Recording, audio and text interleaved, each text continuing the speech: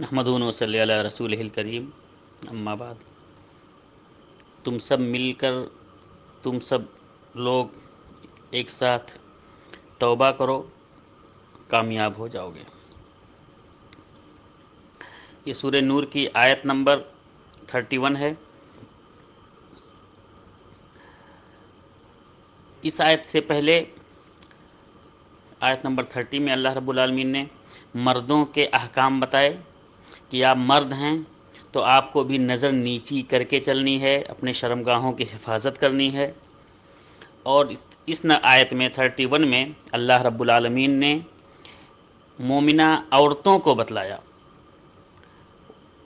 قرآن کی ایک بلاغت ہے کہ اللہ رب العالمین جب یا ایھا الذین آمنو کا صیغہ استعمال کرتے ہیں تو اس میں مرد اور عورت دونوں شامل ہوتے ہیں۔ جب جو مذکر کا صیغہ استعمال ہوتا ہے تو اس میں مرد اور عورت دونوں شامل ہوتے ہیں۔ وہ پہلی والی آیت سے بھی عورتوں کے لیے کافی ہو سکتا تھا مسئلہ، لیکن چونکہ عورتوں کے مسائل زیادہ ہیں، عورتوں کو اور تاکید کرنا ہے کہ وہ اور زیادہ اپنے آپ کو حفاظت میں رکھیں، اس کے لیے ان کے لیے ایک اسپیشل آیت ہی نازل کی کہ وَقُلْ لِلْمُؤْمِنَاتِ يَغْضُضْنَ مِنْ أَبْصَارِهِنَّ وَيَحْفَظْنَ فُرُوجَهُنَّ، کہ مومنہ عورتوں سے کہہ دیجئے کہ وہ اپنی نگاہیں نیچی رکھیں اور اپنے شرمگاہوں کی حفاظت کریں۔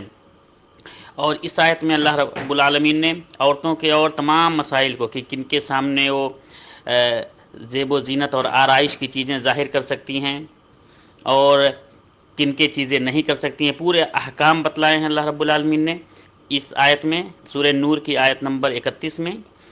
اور میں چاہوں گا کہ آپ سب حضرات سورہ نور کی تمام آیتیں پڑھیے، یہ احکامات کی آیتیں ہیں، اس میں بہت سے احکام کی۔ اسی سورہ نور کی میں وہ آیتیں بھی ہیں کہ جب حضرت عائشہ صدیقہ رضی اللہ تعالیٰ عنہا پر زنا کا الزام لگایا گیا، واقعہ افک کا آپ کو معلوم ہوگا قصہ، اس میں جو برات کا نزول ہوا تھا اسی صورت میں ہوا تھا۔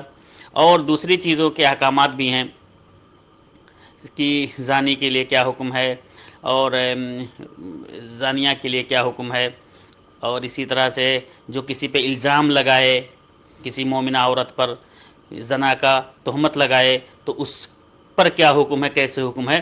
تو آپ لوگ جو بھی آپ کے پاس اچھی تفسیر ہو، تفسیر معصور جو بھی اچھی تفسیر ہو، آپ اس میں پڑھیے، اس کا ڈیٹیل اس میں ملے گا۔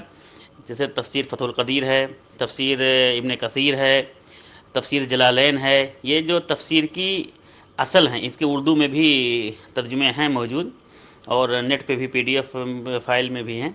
تو آپ لوگ اس میں پڑھیے اور اچھے سے غور سے پڑھیے تو آپ کو بہت سے احکامات اس میں ملیں گے۔ اور جو یہ آج کا درس ہے کہ اللہ رب العالمین نے ارشاد فرمایا وَتُوبُوا إِلَى اللَّهِ جَمِيعًا أَيُّهَا الْمُؤْمِنُونَ، اے مومنو سب کے سب اللہ رب العالمین سے توبہ کرو، لعلکم تفلحون، تاکہ تم کامیاب ہو سکو، تاکہ تم فلاح و بہبود ہو، تمہیں فلاح و بہبودی حاصل ہو۔ والسلام علیکم ورحمۃ اللہ وبرکاتہ۔